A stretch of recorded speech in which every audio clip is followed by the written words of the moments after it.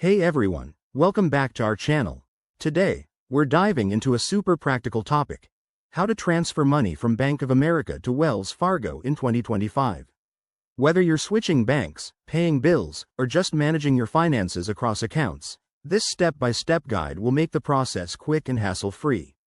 Let's jump right in. First things first, you'll need to log into your Bank of America online banking account.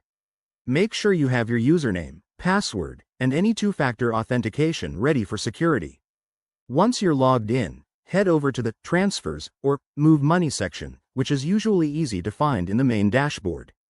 Next, look for the option to add an external account.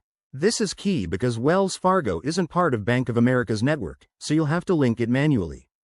Enter the Wells Fargo account number, routing number, and the account holder's name. Pro tip: double-check these details to avoid any delays or fees from incorrect information. Now, select the amount you want to transfer and choose your preferred transfer method.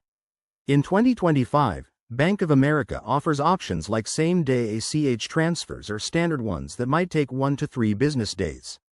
Be aware that there could be a small fee, depending on your account type, so glance at the fee schedule before proceeding. After reviewing all the details, hit confirm and authorize the transfer using your security settings, like a PIN or biometric verification. This adds an extra layer of protection for your funds. Once the transfer is initiated, you can track its status in your transaction history on Bank of America.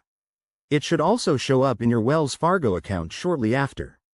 Remember, banking rules can evolve, so always check the latest guidelines on both banks' websites for 2025 updates. And there you have it. That's how you seamlessly move money between these two banks.